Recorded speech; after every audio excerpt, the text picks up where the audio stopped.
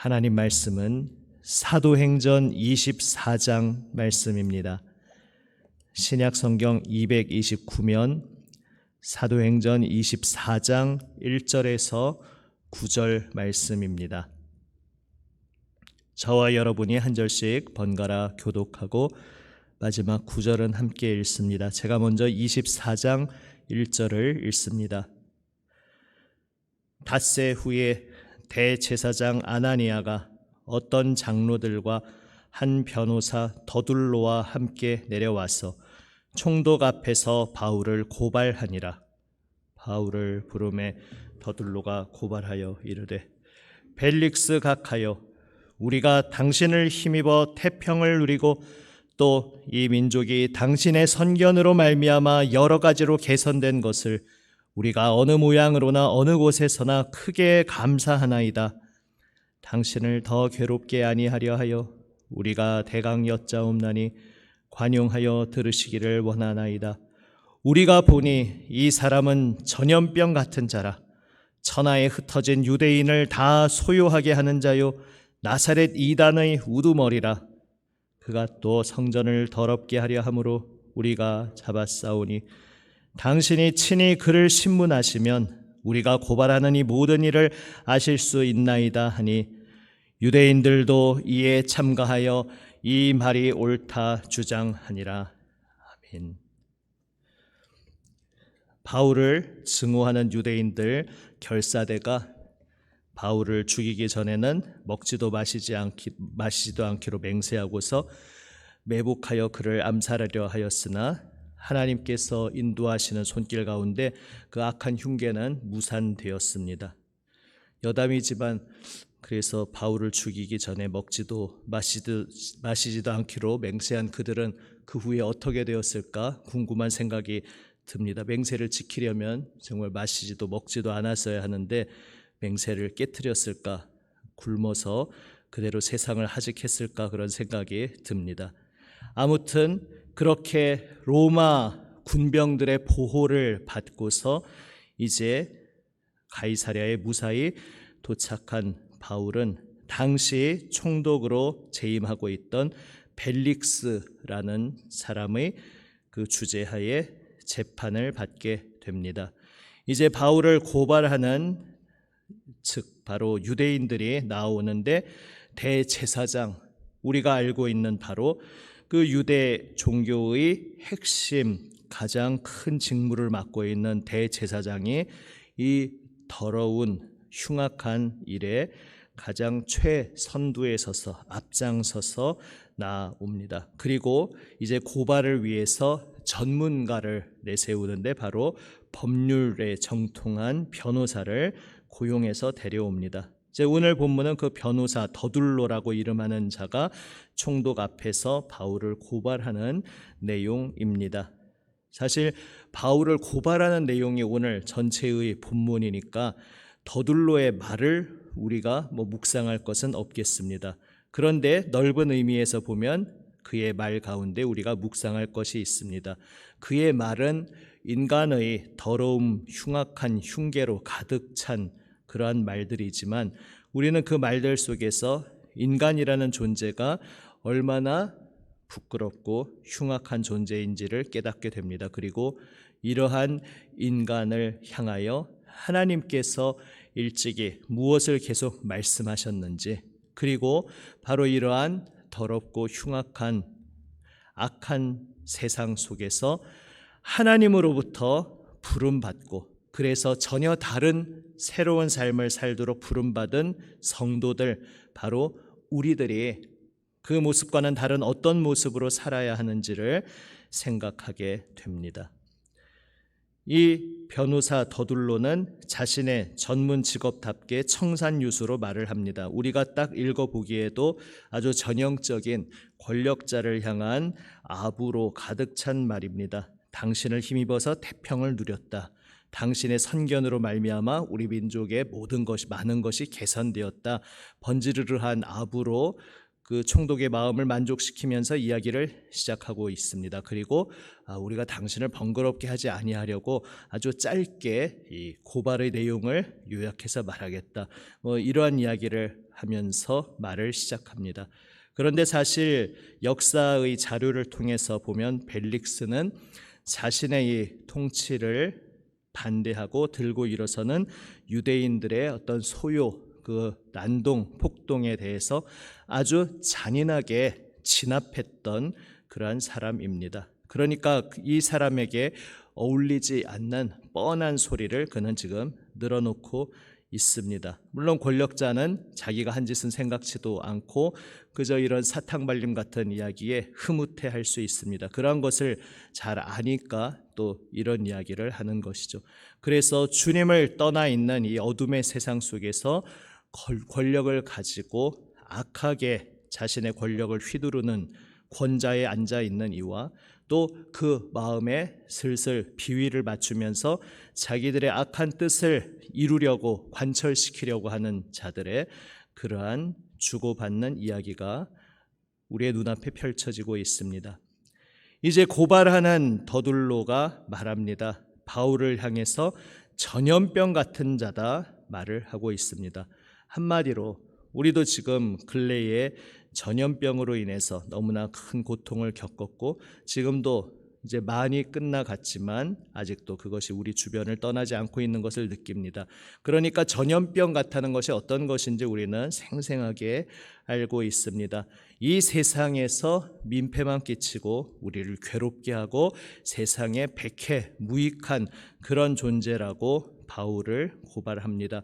큰 이미지로 먼저 그렇게 고발을 하면서 자세한 내용을 말하는데 천하에 흩어진 유대인을 다 소유하게 하는 자라 말합니다. 사실 유대인들이 고용한 변호사가 와서 이런 얘기를 하고 있다는 것 자체가 참 아이러니한 아주 재미있는 측면입니다. 사실 이 로마 통치자의 입장에서 보면 유대인이라는 존재는 자다가 이름을 들어도 흠칫하게 되는 골치 아픈 존재였습니다. 유대인이 다 그런 것이 아니라 유대인들을 다스리는 그 지역이 로마 제국에서 많은 곳을 식민지로 다스리고 통치하고 있지만 특별히 유대인은 골치 아픈 존재였습니다. 그래서 유대인들이 힘을 행사하고 무언가 권한을 내세우는 그런 지역을 다스리기를 꺼려 했습니다. 왜냐하면 그들은 종교라는 이름으로 걸핏하면 들고 일어나서 잘못 건드리면은 흥분 속에서 폭동이 일어나고 그래서 그 폭동을 또 잔인하게 진압해야 되고 그러한 부담스러운 존재였습니다. 지금 그렇게 로마 지도자들이 싫어하는 요소를 지금 유대인들이 고용한 변호사가 와서 자극하고 있는 것입니다. 천하에 유대인들이 다 있지 않습니까? 그런데 그 유대인이 얌전히 살면 로마 입장에서 얼마나 좋겠습니까? 그런데 그 유대인이 한번 벌집 들쑤시듯이 잘못 건드려 놓으면 얼마나 피곤하십니까? 그런데 지금 저 바울이라는 자가 바로 그런 원흉입니다. 그 가만히 조용히 내버려 두면 괜찮을 유대인들을 벌집 쑤시듯이 시끄럽게 해서 그들로 들고 일어나게 난동을 피우게 만드는 자라고 말합니다. 물론 당연히 이것은 얼토당토 않은 그러한 모함이었습니다. 여기에서 누가복음 6장 말씀을 생각하게 됩니다. 마태복음 산상수훈에도 비슷한 말씀이 나와 있는데 누가복음 6장 22절에 인자로 말미암아 사람들이 너희를 미워하며 멀리하고 욕하고 너희 이름을 악하다 하여 버릴 때에는 너희에게 복이 있도다. 그날에 기뻐하고 뛰놀라 하늘에서 너희 상이 큼이라. 그들의 조상들이 선지자들에게 이와 같이 하였느니라. 아멘. 우리 주님 예수님께서 친히 사람들을 또 제자들을 가르치시며 하신 말씀입니다. 예수님의 이름을 붙잡고 예수님을 따르는 예수님의 제자들이 이 세상으로부터 미움받을 것을 우리 주님은 일찍이 말씀하셨습니다. 예수님의 이름 때문에 예수님의 이름을 따르는 제자들이 세상으로부터 악한 존재라고 오명을 쓰고 누명을 쓰고 억울하게 비방받을 것을 주님은 말씀하셨습니다. 그러나 바로 그러한 억울한 그 자리가 복된 자리다. 주님은 역설적으로 말씀하십니다. 그것은 또 잠시 후에 보겠습니다.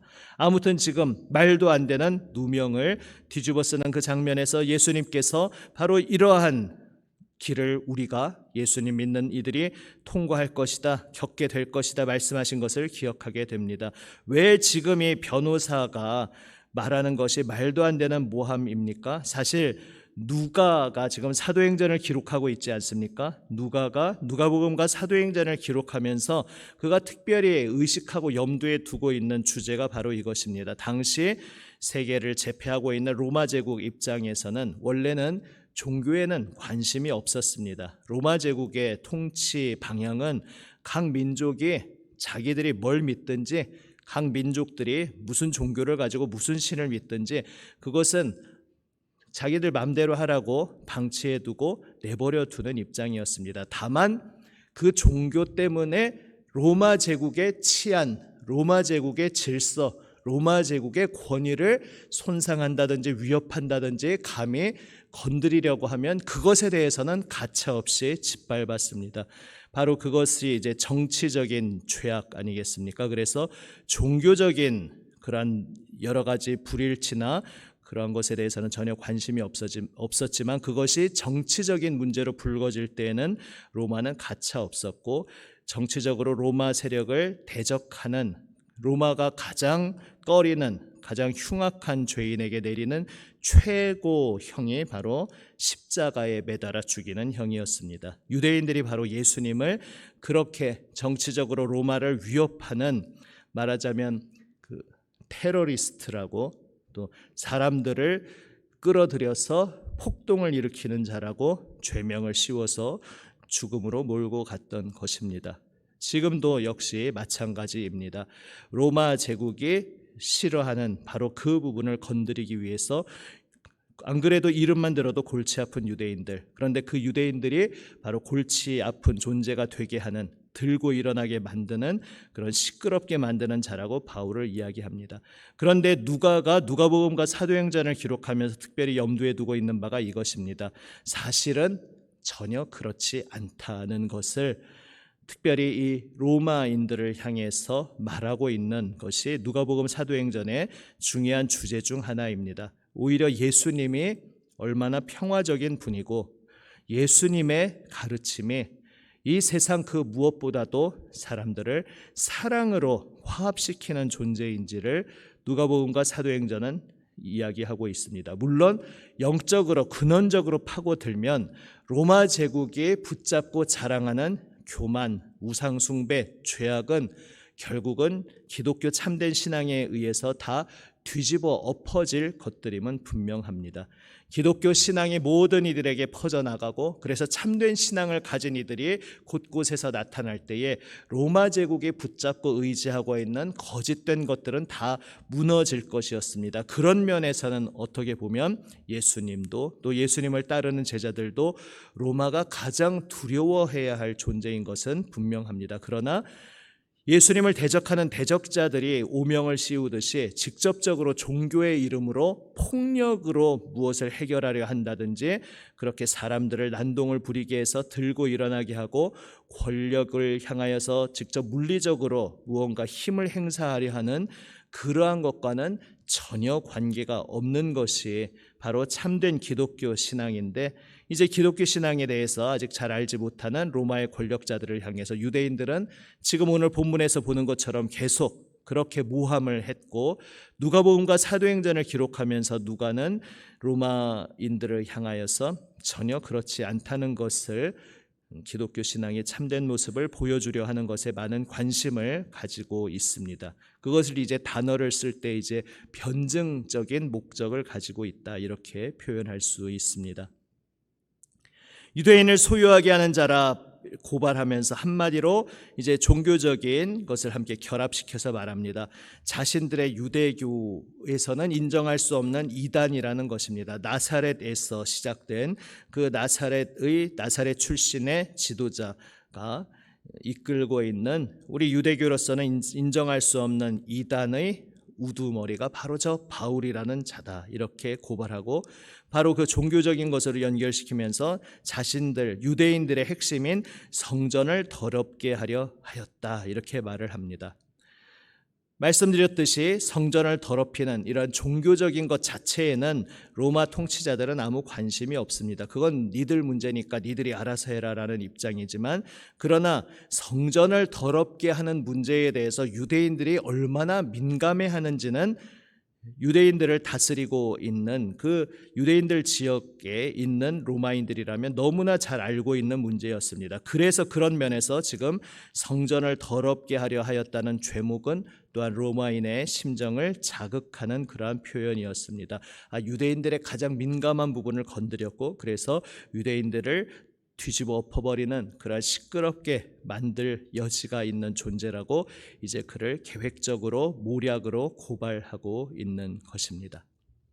오늘 이 본문을 통해서 우리는 이것을 한번 생각하게 됩니다. 왜 예수님이 하나님의 사랑의 약속의 성취로서 오셨는데 유대인들의 대다수는 그분을 받아들이지 못했을까?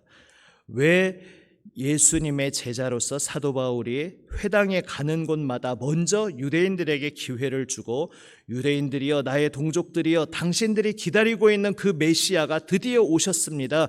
얼마 전에 예루살렘에서 십자가에 못 박혀 돌아가신 그분이 부활하셨고 바로 그분이 우리가 기다리시는 그 메시아입니다. 바울이 늘 유대인들에게 그것을 가장 먼저 전하고 다녔는데 왜 그토록 유대인들은 예수님의 이 복음을 미워하고 받아들이지 않았을까? 이것을 생각하게 됩니다. 세상을 어지럽힌다는 죄목을 뒤집어 씌우기까지 하면서 어떻게 해서든지 예수님과 예수님을 따르는 이들을 세상에서 말살시키려고 왜 그렇게 유대인들이 발악을 하였는지 이것을 생각해 보게 됩니다. 결국은 이것은 영적인 문제입니다. 그들은 자신들이 의식하든지 혹은 깨닫지 못하였든지 간에 자신들이 추구하고 있는 방향, 자신들은 하나님을 믿고 하나님께 예배하고 하나님을 섬기고 있다고 생각하고 있었지만 사실은 하나님을 간판에 걸어놓고서 자기 자신의 세계를 구축하고 있었습니다. 그래서 하나님 앞에 진정으로 참으로 엎드리는 것이 아닌 헛된 방향에서 세워놓은 그 종교적 틀은 참되신 주님이, 참되신 하나님의 아들이 그 앞에 나타나셨을 때 모두 다 여지없이 무너져 내리는 모래성과 같은 것이었습니다. 바로 그래서 유대인들은 그토록 예수님을 미워했습니다.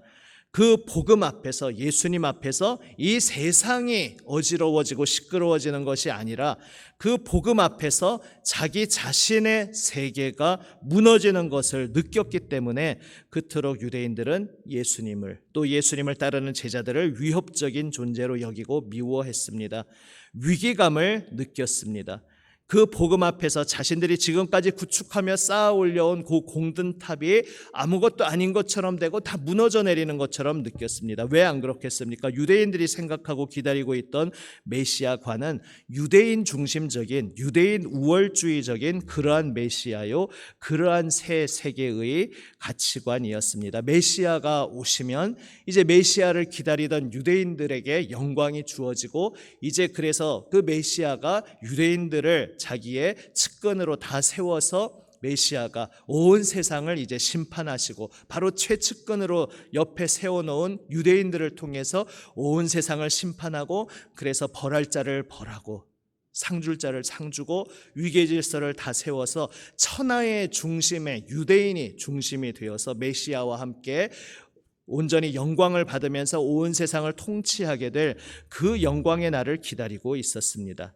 그래서 그러한 구도 앞에서 이방인들은 자신들의 발가락 끝에도 미치지 못하는 그러한 존재였습니다. 그런데 예수님이 오셨고 그 예수님이 자신들이 생명처럼 여긴다고 생각하고 있는 율법을 무너뜨리는 존재라고 그들은 생각했습니다. 사실은 예수님은 율법을 무너뜨리는 분이 아니라 율법을 완성하는 분으로 오셨고, 예수님 자신의 생애에서 이제 유대인으로 오신 분으로서 결코 모세의 율법을 깨트리거나 대적한 적은 한 번도 없으셨습니다. 다만 모세의 율법을 어떻게 적용할 것인가 여러 가지 확대 해석해 놓은 소위 장로들의 유전, 하나님께서 명하신 적이 없는 것들, 인간이 덧붙여 놓은 그것들이 도리어 역으로 하나님의 율법의 정신을 거스르고 훼손하고 정반대로 정면 부인하고 있는 그 현실 앞에서 예수님께서는 그 인간의 법률들을 깨트리고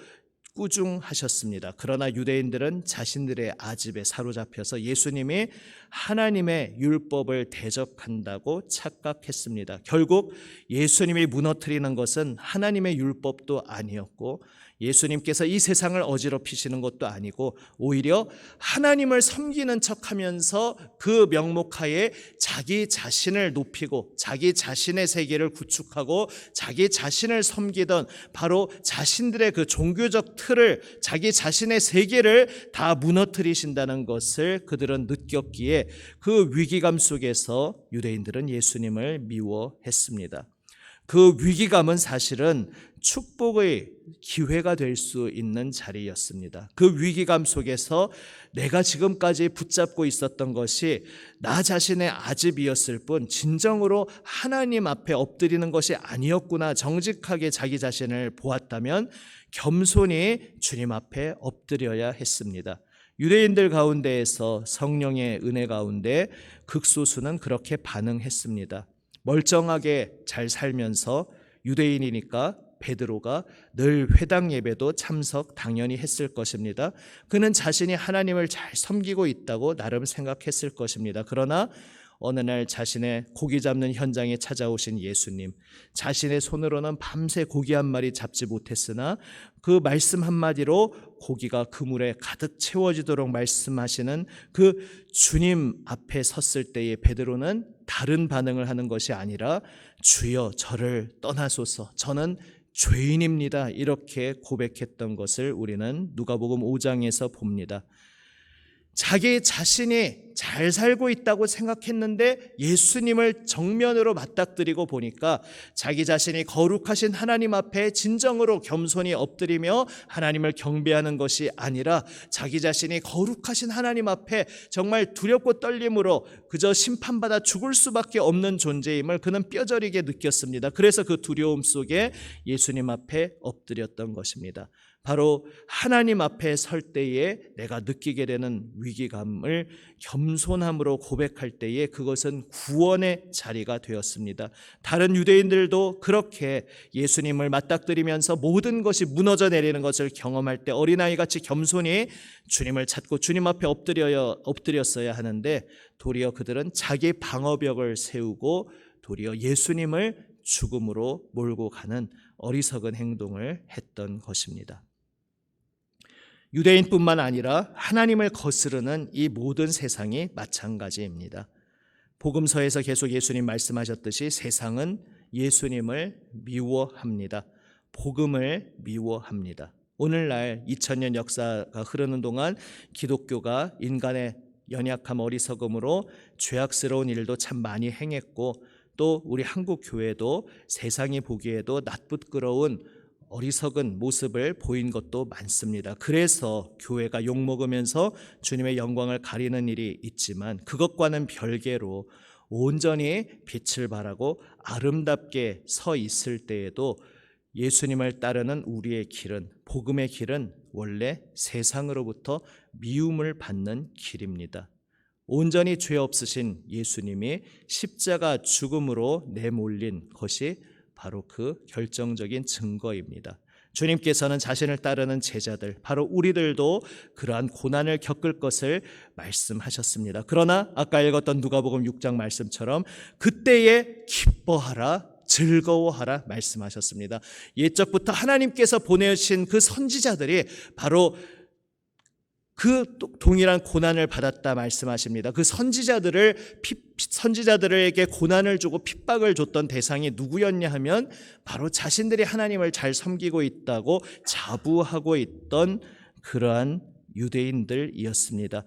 그렇게 세상으로부터 핍박받고 하나님을 거절하는 자들로부터 자신의 세상이 무너지는 것을 지키려고 하나님을 대적하는 이 세상으로부터 예수님을 따르는 우리는 공격받을 것이라고, 미움받을 것이라고 주님은 말씀하십니다. 그러나 그때 기뻐하고 즐거워하라 말씀하셨습니다. 선지자들이 바로 그러한 고난을 받았다. 다시 말해 지금 하나님 나라를 향한 그 거룩한 대열이 예수님이 선두에 서신 그 자리에서 그 예수님을 따르는 거룩한 옷을 입은 빛의 무리들이 따르는데, 우리가 이 세상 속에서 나의 연약함으로 인해서 고통받는 그것 말고 정말 참되게 진정으로 복음을 붙잡고 예수님 기뻐하시는 길을 걸어가고 있음에도 불구하고 도리어 그것 때문에, 예수님의 이름 때문에 우리가 고난받고 박해받을 때에 그것으로 인하여 흔들리거나 회의감이 들거나 낙심하거나 절망할 것이 아니라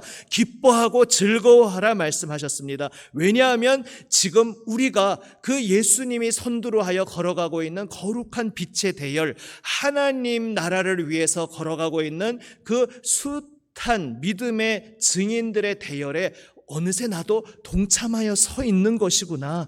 우리가 예수님과 함께 이 영광의 길을 걸어가고 있는 것이구나. 사도들이 그 공회에서 협박을 받고서 나올 때 예수님의 이름으로 인해 박해받는 것에 합당한 자로 여김 받았다는 것 때문에 기뻐했던 것처럼, 우리가 지금 예수님이 걸어가시는 그 영광의 대열에 어느새 합류해 있구나, 그 길을 함께 걸어가고 있구나, 이것으로 인하여 감격하고 기뻐하며 흔들리지 말고 더욱더 주님을 따르는 이 길을 걸어오라고 우리 주님 예수님께서 말씀하신 것입니다. 우리도 또 사도 바울 자신도 한때는 바로 오늘 이 더둘로와 유대인들이 서 있는 그 자리에 있었던 사람이었습니다.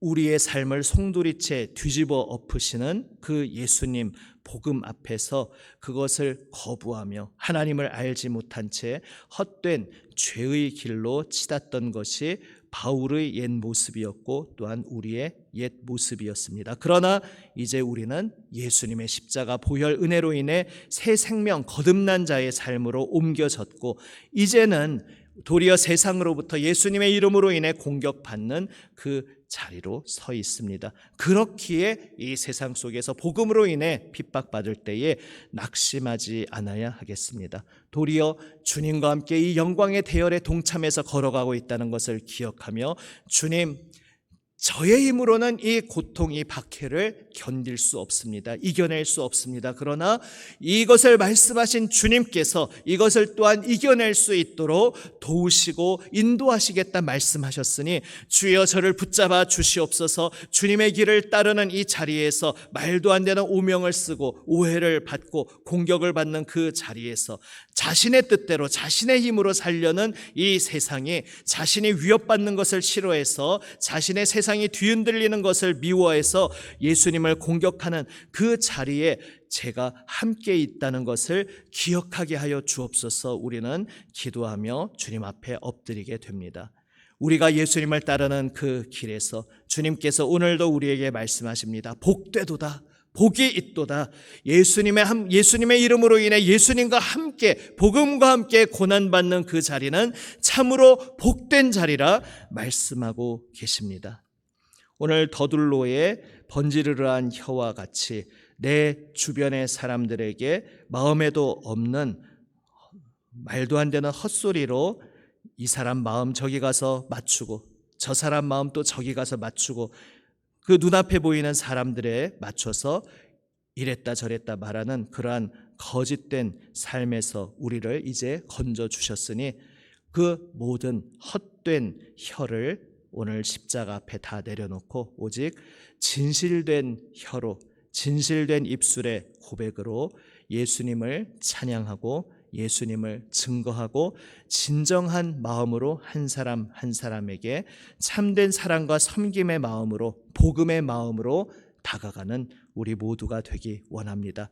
그 길을 걸어감이 결코 녹록지 않은 길이지만 그 길이 복되도다 말씀하신 주님께서 우리가 그 길을 걸어갈 수 있도록 책임져 주시고 힘 주실 것을 믿고 더욱더 주님 앞에 기도로 엎드리는 우리 모두가 되시기를 주님의 이름으로 축복합니다. 기도하시겠습니다. 살아계신 아버지 하나님, 오늘 말씀 앞에 주여 주님의 이름으로 인해 고난받고 박해받는 이 길에 저희가 들어서 있음을 다시 한번 기억하게 됩니다. 세상은 말도 안 되는 거짓된 혀로 자신들의 세계를 지키고자 진리를 거부하지만 주님, 바로 얼마 전까지도 그 자리에 있었던 저희들을 이제 예수님의 복음의 은혜로 건져주시고 참된 진리의 대열에 설 수 있도록 저희를 불러주시니 감사드립니다. 아버지 하나님, 오늘 예수님의 이름 붙잡고 예수님의 길을 온전히 따를 수 있게 하여 주시옵소서. 주여, 온 세상 생명 주시기 위해, 저희를 구원하시기 위해 그 어떤 고난도 마다하지 않으시고 그 십자가의 길을 걸어가신 주님을 따라 복음을 붙잡고 복음의 진리 안에 참된 마음으로, 참된 입술의 고백으로, 참된 행동으로 살아가게 하여 주시옵소서. 우리 구주 예수 그리스도의 이름으로 기도드립니다. 아멘. 주님 가르쳐 주신 기도 함께 드립니다. 하늘에 계신 우리 아버지, 아버지의 이름을 거룩하게 하시며 아버지의 나라가 오게 하시며 아버지의 뜻이 하늘에서와 같이 땅에서도 이루어지게 하소서. 오늘 우리에게 일용할 양식을 주시고 우리가 우리에게 잘못한 사람을 용서하여 준 것 같이 우리 죄를 용서하여 주시고 우리를 시험에 빠지지 않게 하시고 악에서 구하소서. 나라와 권능과 영광이 영원히 아버지의 것입니다. 아멘. 오늘 말씀 통해서 나에게 건네주시는 주님의 음성 가슴 깊이 새기며 이제 기도로 응답하며 나아갑니다.